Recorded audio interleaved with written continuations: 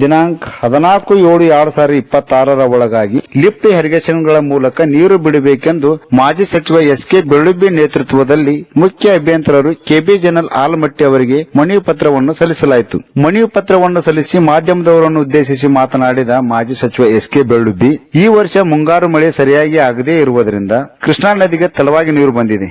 ರೈತರು ಬೆಳೆದ ಬೆಳೆಗಳಿಗೆ ನೀರು ಇಲ್ಲದೆ ಒಣಗುವ ಭೀತಿ ಇದೆ. ಹಾಗೆ ಸಹ ಕುಡಿಯುವ ನೀರಿನ ಸಲುವಾಗಿ ದಿನಾಂಕ 14/7/2026 ಒಳಗಾಗಿ ಮುಳವಾಡ ಏತ ನೀರಾವರಿ, ಚಿಮ್ಮಲಿಗಿ ಏತ ನೀರಾವರಿ, ಗುತ್ತಿ ಬಸವಣ್ಣ ಏತ ನೀರಾವರಿ, ಆಲಮಟ್ಟಿ ಎಡ ಮತ್ತು ಬಲ ಲಿಫ್ಟ್ ಇರಿಗೇಷನ್ಗಳ ಮೂಲಕ ನೀರು ಬಿಡಬೇಕು. ಆಲಮಟ್ಟಿ ಡ್ಯಾಂ ನಿರ್ಮಾಣಕ್ಕೆ ಹಾಗೂ ನೀರಾವರಿ ಯೋಜನೆಗಳಿಗಾಗಿ ರೈತರು ಜಮೀನು ಮತ್ತು ಮನೆಗಳನ್ನು ಕಳೆದುಕೊಂಡಿದ್ದಾರೆ.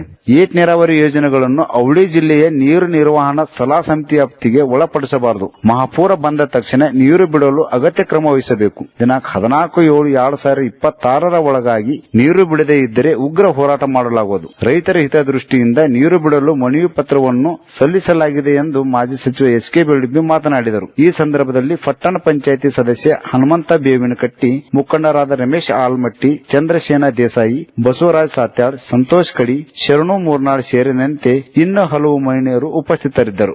ಮಾಧ್ಯಮದ ಸ್ನೇಹಿತರನ್ನ ಸ್ವಾಗತ ಮಾಡ್ತಾ,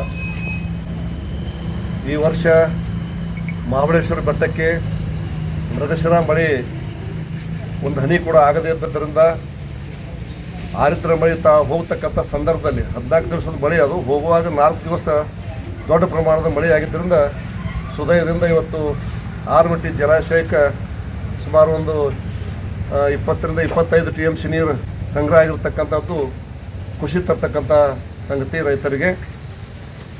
ಆದರೆ ಒಳಹರಿವು ಕೂಡ 1 ಲಕ್ಷ ಕ್ಯೂಸೆಕ್ಸ್ ಜಾಸ್ತಿ ಇದ್ದರಿಂದ ಇನ್ನೊಂದು ವಾರದಲ್ಲಿ ಹೆಚ್ಚು ನೀರು ಸಂಗ್ರಹ ಆಗ್ತಕ್ಕಂಥ ಶುಭ ಸೂಚನೆ ಆಲಮಟ್ಟಿ ಜಲಾಶಯವನ್ನು ನೋಡಿದಾಗ ಮತ್ತು ಒಳಹರಿವನ್ನು ನೋಡಿದಾಗ ನಮಗೆಲ್ಲ ಕಂಡು ಬರತಕ್ಕಂಥ ದೃಶ್ಯ ಇದು. ಹೀಗಾಗಿ ನಾವು ಇವತ್ತು ವಿಜಯಪುರ ಮತ್ತು ಬಾಗಲಕೋಟೆ ಜಿಲ್ಲೆಗಳಿಗೆ ಮುಂಗಾರಿ ಮಳೆ ಕೈ ಕೊಟ್ಟದ್ರಿಂದ ಮುಂಗಾರಿ ಬಿತ್ತನೆ ಕೂಡ ಸರಿಯಾಗಿ ಆಗಿಲ್ಲ. ಸ್ವಲ್ಪ ಭಾಗ ಎಲ್ಲೋ ಒಂದು ಸಾಲದಾಗ ಸ್ವಲ್ಪ ಎಲ್ಲೆಲ್ಲ ತೊಗರಿ ಬಿತ್ತಿದ್ರೆ ಬಿಟ್ಟರೆ ಉಳಿದ ಭಾಗದಲ್ಲಿ ಹಸಿನೂ ಆಗಿಲ್ಲ, ಯಾವ ಬಿತ್ತನೆ ಕೂಡ ಆಗಿಲ್ಲ. ಇವತ್ತು ಗೋವಿನ ಜೋಳ ಬಿತ್ತಕ್ಕಂಥದ್ದು ಏನು ಇರಿಗೇಷನ್ ಜಾಗ ಇತ್ತು, 30,000 ಹೆಕ್ಟರ್ ಮೊದಲೇ ಹಂತದ್ದು ಮುಳವಾರ್ದಿತ್ತು. ಆಮೇಲೆ ಈ ಕಡೆ ಆಲಮಟ್ಟಿ ಎಡದಂಡೆ ಬಲದಂಡೆ ಲಿಫ್ಟ್ ಇರಿಗೇಷನ್ ಇರ್ಬೋದು, ಅಲ್ಲೂ ಕೂಡ ಯಾವ ಹೊಸ ಮುಂಗಾರಿ ಬೆಳೆಯನ್ನು ರೈತರು ಮಾಡಿಲ್ಲ. ಅದಕ್ಕೆ ನಾವು ಸರ್ಕಾರಕ್ಕೆ ಮತ್ತು ನೀರಾವರಿ ಸಚಿವರಿಗೆ, ಮುಖ್ಯಮಂತ್ರಿಗಳಿಗೆ, ಮುಖ್ಯ ಅಭಿಯಂತರಿಗೆ ಮತ್ತು ಕೃಷ್ಣಾ ಜಲಭಾಗ್ಯ ನಿಗಮದ MD ಅವರಿಗೆ ಇವತ್ತು ನಾವು ಪತ್ರ ಮುಖಾಂತರ ವಿನಂತಿ ಮಾಡ್ತಕ್ಕಂಥದ್ದು ಏನು ಅಂತ ಹೇಳಿದ್ರೆ, ಇವತ್ತು ಕೃಷ್ಣಾ ನದಿಯಲ್ಲಿ ನೀರು ಬರ್ತಾ ಇದೆ, ಈ ನೀರನ್ನು ತಕ್ಷಣವೇ 5 ದಿನ ಗಡುವು ಕೊಟ್ಟಿದ್ದ 14, ಇವತ್ತು 9 ತಾರೀಕು, ಇವತ್ತು ಜುಲೈ 14ನೇ ತಾರೀಕಿನ ಒಳಗಾಗಿ ಮುಳವಾಡ ಏತ ನೀರಾವರಿಯ 2 ಕೆನಾಲ್ಗಳು, ಮಟ್ಯಾಳ ಕೆನಾಲ್ ಮೊದಲನೇ ಹಂತದ್ದು ಗೋಟೆ ಗದ್ದಾಟಕ್ಕೆ ಹೋಗ್ತಕ್ಕಂಥದ್ದು ಮತ್ತು 3ನೇ ಹಂತದ ಮಸೂತಿ ಹತ್ರ ಹೋಗ್ತಕ್ಕಂಥ ಇಡೀ ಜಿಲ್ಲೆಯ ಕೆರೆಗಳಿಗೆ ಕುಡಿಯುವ ನೀರು ಹೋಗ್ತಕ್ಕಂಥ ಏನು ಕೆನಾಲ್ ಐತಿ ಅವುಗಳಿಗೆ ಮತ್ತು ಆಲಮಟ್ಟಿ ಎಡ ಮತ್ತು ಬಲದಂಡೆ ಇರ್ತಕ್ಕಂಥ ಲಿಫ್ಟ್ ಇರಿಗೇಷನ್ ಇರ್ಬೋದು, ಹಾಗೇನೇ ಚಿಮ್ಮಲಿಗಿ ಏತ ನೀರಾವರಿ ಇರ್ಬೋದು, ಇಂಡಿ ತಾಲೂಕು ಗುತ್ತಿ ಬಸವಣ್ಣ ಇರ್ಬೋದು, ಹಾಗೆ ಬಾಗಲಕೋಟೆ ಜಿಲ್ಲೆ ಹರಕಲ್ಲ ಸೊನ್ನ ಅವೇನದ ಅವು ಇರ್ಬೋದು, ಎಲ್ಲ ಏತ ನೀರಾವರಿಗಳಿಗೆ ಕಾಲುವೆಗಳಿಗೆ ಜುಲೈ 14 ಒಳಗಾಗಿ ನೀರು ಬಿಡ್ತಕ್ಕಂಥ ಕಾರ್ಯ ಶುರು ಆಗಬೇಕು ಅಂತಕ್ಕಂಥ ಒತ್ತಾಯವನ್ನು ರೈತರ ಪರವಾಗಿ ನಾವು ಮಾಡಲಿಕ್ಕೆ ಬಯಸ್ತೀನಿ. ಅಟ್ಲೀಸ್ಟ್ ಬಂದಂಥ ನೀರನ್ನಾದರೂ ಹೊಸ ಬಿತ್ತನೆ ಮಾಡಿ ಏನೋ ಮಾಡಿ ಅಷ್ಟರ ಬೆಳೆ ಅವ್ರು ಬೆಳೀಲಿ ಅಂತಕ್ಕಂಥದ್ದು. ಹೀಗಾಗಿ ಇನ್ನೊಂದೆರಡು ಮಳೆ ಇವತ್ತು ಪುನರ್ವಸು ಮಳೆ ಶುರುವಾಗೈತೆ, ಸೋಮವಾರ ಶುರುವಾಗೈತೆ. ಪುನರ್ವಸು ಒಂದು ಮಳೆ, ಮುಂಗಾರಿ ಮಳೆ, ಪುಷ್ಯ ಒಂದು 2ನೇ ಮಳೆ, ಅಂದರೆ ಈ ತಿಂಗಳಲ್ಲಿ ಒಂದು 24 ದಿವಸ ಮಳೆ ಇರ್ತಕ್ಕಂಥದ್ದು ಮಹಾಬಳೇಶ್ವರ ಬೆಟ್ಟಕ್ಕೆ ಆಗ್ತಕ್ಕಂಥ ಮಳೆ. ಹೀಗಾಗಿ ಈ ಬಂದಂಥ ನೀರನ್ನಾದರೂ ರೈತನ ಹೊಲಕ್ಕೆ ಬಿಡಬೇಕು ಅಂತಕ್ಕ ಒತ್ತಾಯ ನಾವು ಮಾಡಾಕತ್ತಿದ್ದೀವಿ. ಮತ್ತು ಈ ಲಿಫ್ಟ್ ಇರಿಗೇಷನ್ ಇರ್ತಕ್ಕಂಥ ಭಾಗದಲ್ಲಿರ್ತಕ್ಕಂಥ ಜಮೀನು ಯಾರು ಅದಾವ ಅಂತ ಹೇಳಿದ್ರೆ, ಏನು ಆಲಮಟ್ಟಿ ಜಲಾಶಯಕ್ಕಾಗಿ ಭೂಮಿ ಮತ್ತು ಮನೆಗಳನ್ನು ಕಳೆದುಕೊಂಡಿರ್ತಕ್ಕಂಥ ರೈತರ ಜಮೀನೇ ಇಲ್ಲಿದಾವೆ. ಇವು ಬೇರೆ ಜಮೀನಲ್ಲ. ಇವತ್ತು ನಾವು ನಾರಾಯಣಪುರ ಡ್ಯಾಮದ ಬಗ್ಗೆ ಕೆಳಗೆ ನಾರಾಯಣಪುರ ಡ್ಯಾಮ್ನಿಂದ ಹೋಗ್ತಕ್ಕಂಥ ಆ ದೊಡ್ಡ ಕೆನಾಲ್ ಬಗ್ಗೆ ನಾವು ಮಾತಾಡಕತ್ತಿಲ್ಲ ಇಲ್ಲಿ. ಯಾಕಂದ್ರೆ ಅಲ್ಲಿ ಇಡೀ ಹೊಳಿನ ಹರಿದು ಹೋಗ್ತೈತೆ. ಅವ್ರು ಯಾವ ತ್ಯಾಗ ಮಾಡಿಲ್ಲ. ಅವ್ರಿಗೆ ಹೋಗಿ ಹೊಳೆಯಾಗ ನೀರು ಬಂದ್ರೆ ತೊಗೊಳ್ಳಿ, ಅವ್ರಿಗೆ ಬೇಡನಾಗಿಲ್ಲ ನಾನು. ಆದ್ರೆ ಇಲ್ಲೇನು ಡ್ಯಾಮಿಗೆ ತ್ಯಾಗ ಮಾಡಿರ್ತಕ್ಕಂಥ ಏನು ರೈತರದಾರ ಅವ್ರ ಜಮೀನು ಭಾಳ ಲಿಮಿಟೆಡ್ ಐತಿ. ಲಿಮಿಟೆಡ್ ಐತಿ. ಮೊದಲೇ ಹಂತಾಗ ಒಂದು 30,000 ಹೆಕ್ಟರ್ ಐತಿ ಇಲ್ಲಿ ಮುಳವಾಡ ಏತ ನೀರಾವರಿದು. ಅದು ಮೊದಲೇ ಹಂತಾಗ ಆಗಿರುತ್ತೆ. ಮಟ್ಯಾಳ ಕೆನಾಲ್ ಹೋಗ್ತಕ್ಕಂಥದ್ದು. ಈ ಉಳಿದಂತೂ ಕುಡಿಯೋ ನೀರಿಗೆ ಕೆರೆಗಳಿಗೆ ಹೋಗ್ತಕ್ಕಂಥ ನೀರು ಲಿಫ್ಟ್ ಪಂಪ್ ಚಾಲೂ ಮಾಡಿದ್ರೆ ಖರ್ಚಾಗ್ತಕ್ಕಂಥ ನೀರಿನ ಬೆಲೆ ಅಷ್ಟೇ ಐತೆ. 2,400ರಿಂದ 500 ಆಗ್ಬೋದು. ಹೀಗಾಗಿ ಇದಕ್ಕೆ ಯಾವುದೇ ಒಂದು ನಿರ್ಬಂಧವನ್ನು ಹಾಕಬಾರ್ದು ಅಂತಕ್ಕಂಥದ್ದು. ಮತ್ತು ನನ್ನ ವಿನಂತಿ ಏನು ಅಂತ ಹೇಳಿದರೆ, ಇವತ್ತು ಎರಡೂ ಜಿಲ್ಲೆ ಇರ್ಬೋದು, ನಾರಾಯಣಪುರ ಡ್ಯಾಮಿನ ನೀರು ಕೆಳಗಡೆ ಬಿಡ್ತಕ್ಕಂಥದ್ದಕ್ಕೆ ಪ್ರತಿ ವರ್ಷ ನೀರು ಬಿಡೋದು ನಿರ್ವಹಣಾ ಸಲಹಾ ಸಮಿತಿ ಅಂತ ಒಂದು ಕಮಿಟಿ ಮಾಡಿರ್ತಾರೆ.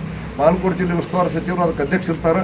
ಸಲಹಾ ಸಮಿತಿ ಇರ್ತೈತಿ. ಅವ್ರು ಚರ್ಚೆ ಮಾಡಿ ಕಾಲಕ್ಕೆ ನೀರು ಎಷ್ಟು ಬಿಡಬೇಕು, ಏನು ಬಿಡಬೇಕು ಅಂತಕ್ಕಂಥದ್ದು ನಡ್ಕೊಂಡು ಬಂದಿರತಕ್ಕಂಥ ಪರಂಪರೆ ಡ್ಯಾಮ್ನಲ್ಲಿ. ಹೀಗಾಗಿ ಆದ್ರೆ ನಾವು ಇವತ್ತು ಹೇಳ್ತಕ್ಕಂಥದ್ದು ಆ ನೀರು ನಿರ್ವಹಣಾ ಸಲಹಾ ಸಮಿತಿಗೆ ಮತ್ತು ಈ ಲಿಫ್ಟ್ ಇರಿಗೇಷನ್ಗಳಿಗೆ ಯಾವ ಜೋಡಣೆ ಇರಬಾರ್ದು. ಇವು ಆ ಸಲಹಾ ಸಮಿತಿಯ ವ್ಯಾಪ್ತಿಯಿಂದ ಹೊರಗಿಡಬೇಕು. ಇವ್ನು ಲಿಫ್ಟ್ ಇರಿಗೇಷನ್ಗಳು ಹೊರಗಿಟ್ಟಾಗ ಮಾತ್ರ ನದಿ ಬಂದಾಗ, ಮಹಾಪುರ ಬಂದಾಗ ಹೆಂಗೆ ರೈತ ತನ್ನ ಪಂಪ್ ಚಾಲೂ ಮಾಡಿ ತನ್ನ ಹೊಲಕ್ಕೆ ನೀರು ಒಯ್ತಾನೋ ಆ ರೀತಿ ಸ್ವತಂತ್ರವಾಗಿರಬೇಕು. ಯಾರು ನಿರ್ಬಂಧಾಗೂ ಇರಬಾರ್ದು. ಆ ಕಮಿಟಿ ಮೀಟಿಂಗ್ ಆಗಬೇಕು, ಅದಾಗಬೇಕು, ಅವೆಲ್ಲ ಇರಬಾರ್ದು. ಅವು ಏನು ದೊಡ್ಡ ನೀರು ತೊಗೊಳುವಂಥದ್ದು ಇರಂಗಿಲ್ಲ. ಸಣ್ಣ ನೀರು ಬರ್ತಕ್ಕಂಥ ಮಹಾಪುರದೊಳಗೆ ಸ್ವಲ್ಪ ಭಾಗ ತೊಗೊಳ್ತಕ್ಕಂಥ ನೀರು ಇರ್ತೈತಿ. ಹೆಚ್ಚು ನೀರೆಲ್ಲ ಸಮುದ್ರಕ್ಕೆ ಹರಿದೋಗಿರ್ತೈತಿ.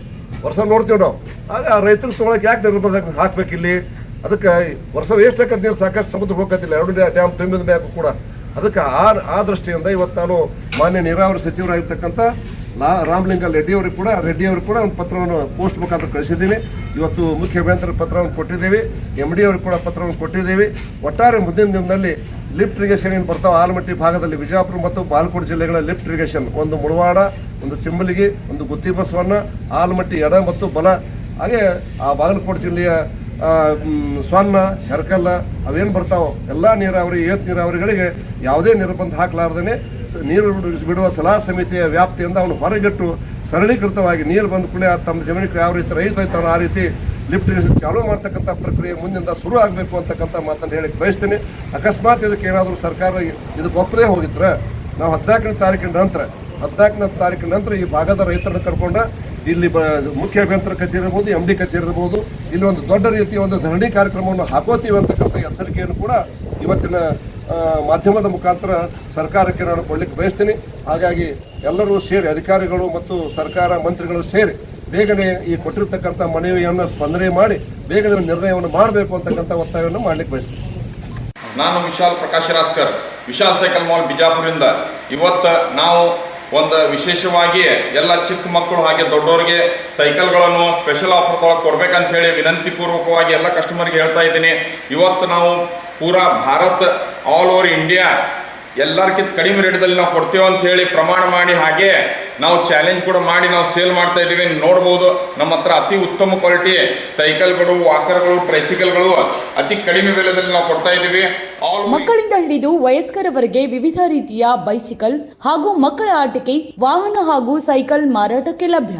ವಿಜಯಪುರದಲ್ಲಿ ಪ್ರಸಿದ್ಧ ವಿಶಾಲ್ ಸೈಕಲ್ ಮಾಲ್. ಇದು ಕರ್ನಾಟಕದ ವಿಜಯಪುರ, ಹುಬ್ಬಳ್ಳಿ, ಬೆಳಗಾವಿ, ಗೋಕಾಕ್ನಲ್ಲಿ ಪ್ರಮುಖ ಸೈಕಲ್ ಡೀಲರ್ ಶೋರೂಮ್ ಹೊಂದಿದ್ದು, ಇಲ್ಲಿ ಚಿಕ್ಕ ಮಕ್ಕಳಿಂದ ಹಿಡಿದು ವಯಸ್ಕರವರೆಗೆ ಎಲ್ಲಾ ರೀತಿಯ ವಿವಿಧ ಸೈಕಲ್ಗಳನ್ನ ಅತ್ಯುತ್ತಮ ಬೆಲೆಯಲ್ಲಿ ಮಾರಾಟಕ್ಕೆ ಲಭ್ಯವಿರುತ್ತವೆ ಮತ್ತು ಚಿಕ್ಕ ಮಕ್ಕಳಿಗೆ ಸಹಿತ ಆರಂಭಿಕ ಬೆಲೆ 1000 ರೂಪಾಯಿಯಿಂದ ಅತ್ಯುತ್ತಮ ಗುಣಮಟ್ಟದ ಬ್ರಾಂಡೆಡ್ ಸೈಕಲ್ ಸಿಗುತ್ತವೆ. ಸೈಕಲ್ ಕಲಿಯುತ್ತಿರುವ ಚಿಕ್ಕ ಮಕ್ಕಳಿಗೆ ಹೇಳಿ ಮಾಡಿಸಿದಂತಿವೆ. ಟೈಲರ್ wheel cycle, BMX cycle, gear cycle, walking cycle ಸೇರಿದಂತೆ ಇನ್ನು ಹಲವಾರು ರೀತಿಯ ವಿವಿಧ ಬಗೆಯ ಒಳ್ಳೆಯ ಗುಣಮಟ್ಟದ ಸೈಕಲ್ಗಳು ಲಭ್ಯವಿದ್ದು, ಜೊತೆಗೆ ಮಕ್ಕಳ ಆಟಿಕೆಗಾಗಿ ಬ್ಯಾಟರಿ ಚಾಲಿತ ಜೀಪ್ ಮತ್ತು ಬೈಕ್ ಕೂಡ ಇವರಲ್ಲಿ ಅತ್ಯಂತ ಕಡಿಮೆ ಬೆಲೆಗೆ ದೊರೆಯುತ್ತವೆ. ಹಾಗಾದ್ರೆ ಇನ್ನೇಕೆ ತಡ? ಇಂದೇ ಬನ್ನಿ, ಭೇಟಿ ನೀಡಿ. ಸ್ಥಳ ವಿಶಾಲ್ ಸೈಕಲ್ ಸ್ಟೇಷನ್ ಹಿಂದೆ ರೋಡ್, ಲಯೋಲಾ ಶಾಲೆ ಹತ್ತಿರ ಮತ್ತು ವಿನಾಯಕ್ ಹೋಟೆಲ್ ಹಿಂದೆ, ವಿಜಯಪುರ. ಮೊಬೈಲ್ ನಂಬರ್ 9481857669 ಮತ್ತು ಹುಬ್ಬಳ್ಳಿಯ ಸ್ಥಳ Galaxy Mall, ground floor, shop number 22, station road, Hubballi. Mobile number 9593503355. ಬೆಳಗಾವಿಯ ಸ್ಥಳ Vishal cycle mall, number 370, main road, Kapileshwar colony, Rupali theatre ಹತ್ತಿರ, PB road, MRF tyre showroom ಪಕ್ಕ, ಬೆಳಗಾವಿ. ಮೊಬೈಲ್ ನಂಬರ್ 9733057355 ಹಾಗೂ Gokak Vishal cycle mall, mobile number 8660362288. Vishal cycle mall ಈ ಮಳಿಗೆಗೆ ಬನ್ನಿ, ಇಂದೇ ಭೇಟಿ ನೀಡಿ. ಮಕ್ಕಳಿಂದ ಹಿಡಿದು ವಯಸ್ಕರವರೆಗೆ ವಿವಿಧ ರೀತಿಯ ಬೈಸಿಕಲ್ ಹಾಗೂ ಮಕ್ಕಳ ಆಟಿಕೆ ವಾಹನ ಹಾಗೂ ಸೈಕಲ್ ಬಿಡಿ ಭಾಗಗಳನ್ನ ಯೋಗ್ಯ ದರದಲ್ಲಿ ಗುಣಮಟ್ಟದ ಸೈಕಲ್ಗಳನ್ನ ಖರೀದಿಸಿ.